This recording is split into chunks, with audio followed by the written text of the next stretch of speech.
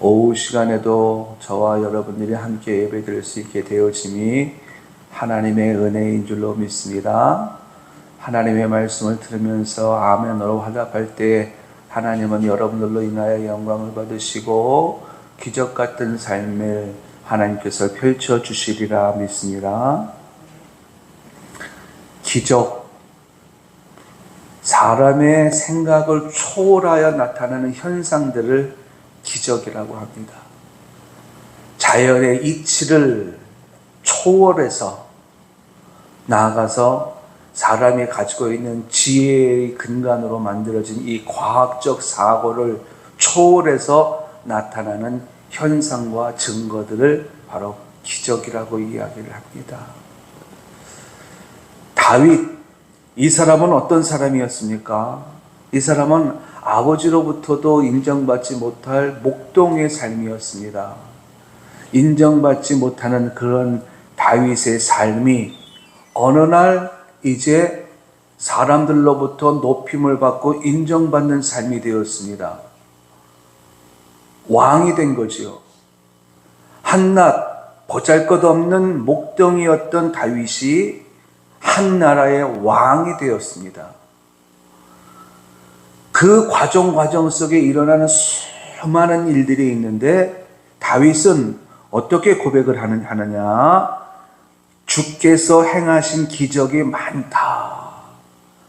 결론적으로 목동이었던 자기 자신이 이스라엘의 왕이 될 수 있었던 것은 하나님의 기적이었다는 거지요. 기적. 하나님은 다윗을 보면서 내 마음에 합한 자라 말씀하셨습니다. 그리고 다윗을 통하여 내 뜻을 이루어 나가리라 말씀을 하셨습니다. 그 말씀과 더불어서 이제 다윗의 삶을 하나님께서 개입하시고 그의 인생의 간섭자가 되어져서 그를 이끌어 나가시는데 하나님의 생각을 사람이 즉 다윗이 따라갈 수가 없다는 거예요. 본문 속에 보니까는요, 누구도 주와 우리를 향하신 주의 생각이 많았다. 다윗을 향한 하나님의 생각이 너무 많았고 너무 풍성했기 때문에 다윗으로서는 그 하나님의 뜻을 다 헤아려 알기가 참 어려웠다는 거지요.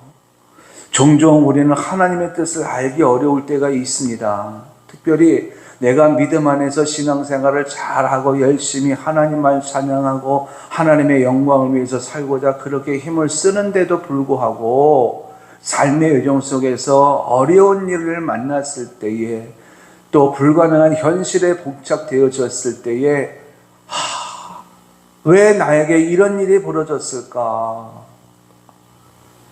하나님의 뜻은 도대체 무엇일까? 이러면서 하나님의 뜻을 헤아리지 못할 때가 참 많이 있습니다. 그러나 중요한 것은 하나님께서 다윗을 통하여 내가 큰 일을 행하리라 말씀하셨을 때에는 다윗의 인생길의 전 영역을 하나님께서 하나님의 뜻을 이루시기 위한 길로 인도해 나가신다는 것입니다. 그런데 그것을 헤아린다는 것이 참 어렵지요. 말씀드린 대로 어려운 일을 당했을 때에 하나님의 뜻을 알지 못하니까는 그 매 순간순간이 너무 고통스러운 거죠. 다윗이 이스라엘의 왕이 되기까지 그 인생 여정을 둘러보면은 어려운 일들이 참 많이 있었습니다. 대적들한테 쫓기는 일도 당했고 장인이지요. 사울 왕으로부터 죽음의 위협을 받아 도망치는 삶도 살아야 했고 대적입니다. 블레셋 왕 앞에 가갖고 미친 척 하면서 침을 질질 흘리고, 이런 상황을 다윗이 어떻게 이해할 수 있겠습니까?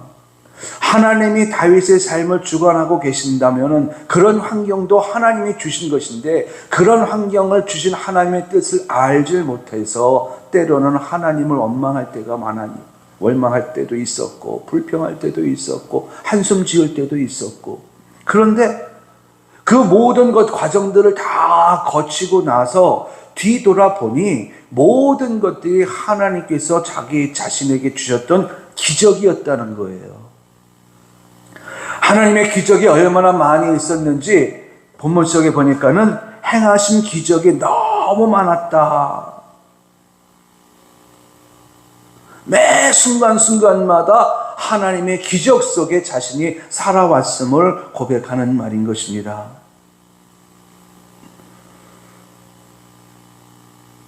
어떻게 다윗이 자신의 삶을 돌아보면서 하나님의 기적을 말할 수 있었을까요? 그에게는 하나님의 기적을 볼 수 있는 믿음이 있었습니다. 믿음이 없었다면 하나님의 기적을 보면서도 하나님의 기적이라고 말하지 못합니다. 그냥 우연한 일로, 사람들과의 관계 속에서 나타나는 일로 이렇게 치부할 뿐이지 하나님의 기적이라고 말하지 않습니다. 그런데 다윗은 어떤 사람이었느냐? 하나님을 믿는 믿음이 절대적이었고 분명했습니다. 흔들리지 않았습니다. 하나님을 향한 믿음이 그렇게 선명하게 분명하게 가지고 있다 보니 모든 범사가 하나님의 기적이었음을 고백할 수가 있는 거지요. 여러분에게 하나님의 기적을 볼 수 있는 믿음이 있게 되길 예수님의 이름으로 축원합니다. 우리는 그래서 그 하나님의 기적을 볼 수 있는 믿음을 하나님 앞에 구해야 돼요. 세상에 우연은 없다고 했습니다.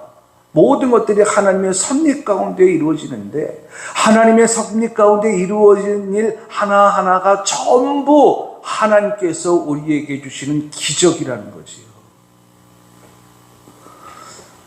하나님의 기적이 여러분들의 기적이 되어지고 하나님의 기적이 나의 기적이 되어지고 하나님의 기적이 여러분들의 가정의 기적이 될 수 있게 예수님의 이름으로 축원합니다. 하나님의 기적이 가장 우리에게 현실적으로 와닿았던 사건이 언제입니까? 이스라엘 백성들이 출애굽을 할 때였지요. 오전 시간에 잠깐 말씀을 드렸습니다마는 백성들의 출애굽을 하기 이전에 10가지의 기적, 그거 말고 이제 10가지의 기적을 체험하고 광야길에 접어들면서 그들의 인생길에 문제가 하나씩 생겨나기 시작을 했습니다. 그 문제는 죽음과 연관된 문제였기 때문에 그 문제를 해결하지 못하면 그들은 죽은 인생이 될 수밖에 없는 상황이었습니다. 그 인생의 문제, 광야길의 문제를 스스로 해결할 수 있었다면, 또 해결할 수 있는 힘과 능력이 있었다면 그들은 그래도 그런 상황 속에서 뭔가를 하려고 했을 거예요. 자, 제일 먼저 그들에게 닥친 위험이 뭡니까? 앞에 홍해가 놓여져 있는 거죠. 뒤에서는 애국 군대가 쫓아옵니다. 이 상황 속에서 저들은 살고자 나름대로 막 머리를 굴렸을 거예요. 어떻게 하면 우리가 홍해를 무사히 건너갈 수 있을까? 어떻게 하면 저 쫓아오는 애국 군대를 물리칠 수 있을까? 어떻게 하면 우리가 안전하게 하나님께서 약속하신 적과 꿀이 흐르는 땅으로 들어갈 수 있을까? 나름대로 위기의 상황 속에서 순간적으로 머리를 돌렸을 겁니다. 그리고 방법을 찾았을 것입니다. 그런데 내린 결론은 우리는 아무것도 할 수 없다이지요. 무엇을 어떻게 할 수 있겠습니까? 남자만 60만 명이니 전체 수를 따진다고 하면 200만 명은 좋게 넘을 수 있었던 그 많은 사람들을 한순간에 홍해를 어떻게 건널 수 있게 할 수 있겠습니까? 뒤에선 애국 군대가 쫓아오는 이 상황 속에서 아무리 자신들이 인간적인 방법을, 과학적 사고를 동원해서 방법을 찾아도 이것은 완전히 불가능한 일입니다. 그런데 어떻게 했습니까? 우리가 알고 있는 대로 하나님께서 홍해를 갈라주셨습니다. 그리고 뒤에서 쫓아오는 애국 군대는 먹구름으로 휘감아서 더 이상 진행할 수 없게 만들었습니다. 그리고 이스라엘 백성들이 홍해를 다 건너간 후에는 그 뒤쫓아오는 그 애국 군대의 그들을 홍해에 수장시켜 버렸습니다. 홍해를 가르는 것도 기적이고, 먹구름에 애굽의 군대가 휘감이는 것도 기적이고, 또 갈라졌던 홍해가 다시 합쳐져서 뒤쫓았던 애굽 군대가 수장되어지는 것도 기적이고, 모든 것들이 다 기적입니다. 이런 기적이 여러분들의 삶 가운데에서 일어나는 은혜가 있게 되길 예수님의 이름으로 축원합니다. 내가 앞으로 진로를 결정을 하고 내가 앞으로 전진을 해야 되는데 사방에 막혀서 갈 수 없을 때 하나님을 믿는 믿음, 하나님께서 나의 길을 열어주시리라. 이 믿음을 갖고 나갔더니 믿음으로 말미암아 홍해길이 열리듯 여러분들이 진행하는 그 길이 활짝 열리는 은혜가 있게 되길 예수님의 이름으로 당부를 드립니다. 그리고 여러분들의 인생을 방해하는 그 어둠의 세력들이 이제 하나님의 성령의 불길로 그들이 불태워지고 더 이상 여러분들의 인생길을 방해하지 못하도록 막아내는 이런 기적 같은 일들이 여러분과 여러분들의 가정과 생업 속에 일어나는 은혜가 있게 되길 예수님의 이름으로 축원합니다. 이것이 내 삶 가운데에서 풍성하게 일어나게 되어지려면 우리는 하나님의 기적을 보는 믿음이 있어야 된다는 거죠. 믿음. 백성들이 홍해를 건넜습니다. 건너서 그들에게 닥친 사건이 뭡니까? 목이 말라 물을 마셔야 되는데 마실 물을 찾지 못하고 있었습니다. 그런데 어렵게 사흘길을 지나서 물을 발견한 거예요. 한 모금 벌컥 마시려고다 이들이 깜짝 놀란 겁니다. 왜? 그 물이 어렵게 찾은 물이 써서 마실 수가 없는 겁니다.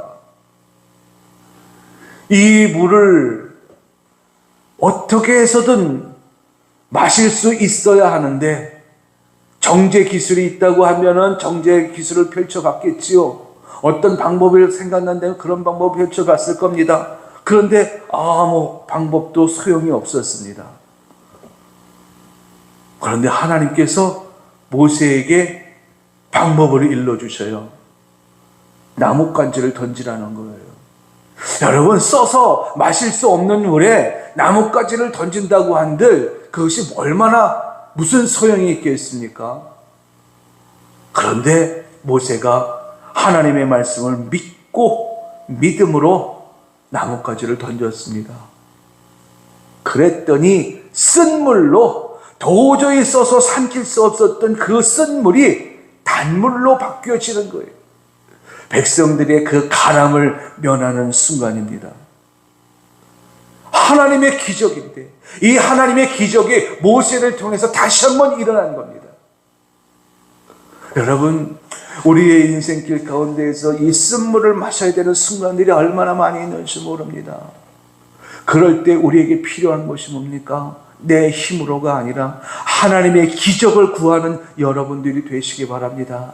하나님께서 말씀으로 우리에게 해결할 수 있는 방법을 일러주시거든 그 말씀을 붙잡고 믿음으로 행하는 기적, 행하는 용기, 행하는 믿음, 이것을 통해서 기적의 주인공들이 되자라는 것입니다. 지금 우리 교회에 3일의 죽음에 들어섰습니다. 이 3일은 영적인 숫자이고 상징적인 숫자이기 때문에 이 3일이 언제 끝날지는 몰라요. 그러나 이 3일의 죽음의 시간 동안 우리가 완전히 죽어지고 완전히 죽어진 우리들을 하나님께서 새롭게 소성시켜 주신다면 우리 교회에 그 다음 부어주어지는 것은 부활인 줄로 믿습니다. 이 믿음을 가지라는 거지요. 이 믿음을 가진 자에게 부활이라고 하는 기적이 우리에게 부어짐을 여러분 깨달으시기 바랍니다. 자, 본문을 한번 보겠습니다. 다윗이 하나님께 고백을 해요. 하나님, 주께서 행하신 기적이 너무 많습니다. 그런데 그 기적들을 볼 때마다 우리를 향하신 주의 생각이 너무 많아 누구와도 견줄 수가 없나이다. 여러분, 하나님은 지금도 우리를 위하여 기적을 예비하시고 우리를 기적적으로 이끌어 나가고 계심을 여러분 믿으시기 바랍니다. 이 믿음이 우리에게 분명하게 있을 때에 우리는 기적의 주인공들이 될 수 있는 거예요.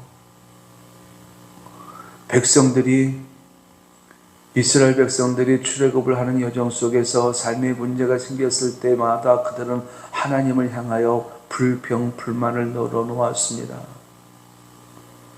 하나님의 능력을 의심을 했습니다. 그랬더니 그들이 다 광야에서 죽임을 당하더라고요. 결국 그들에게는 기적이 주어지지 않았지요. 그런데 하나님에 대한 절대적인 믿음을 가진 자들, 비록 현실적인 불가능한 일들 앞에서도 하나님이면 된다라고 하는 이 믿음을 가진 자들은 어떻게 됐습니까? 결국 모든 삶의 여정 속에서 기적 같은 일들을 경험하다가 결국 가나안 땅에 들어갈 수가 있었습니다. 그러므로 우리가 어떤 마음을 가져야 될까? 기적을 보는 믿음, 기적을 볼 수 있는 믿음을 구하는 여러분들이 되시기 바랍니다. 기적을 볼 수 있는 믿음. 이 믿음만이 우리로 하여금 오늘을 승리하게 하실 것이고, 우리로 하여금 하나님의 능력자로 거듭나게 하실 것입니다. 아무쪼록 우리 늘 부른 예의 성도님들, 내가 걸어가는 인생길에 하나님의 기적을 풍성하게 경험할 수 있는 그 믿음이 분명해지는 은혜가 있게 되길 예수님의 이름으로 당부를 드립니다.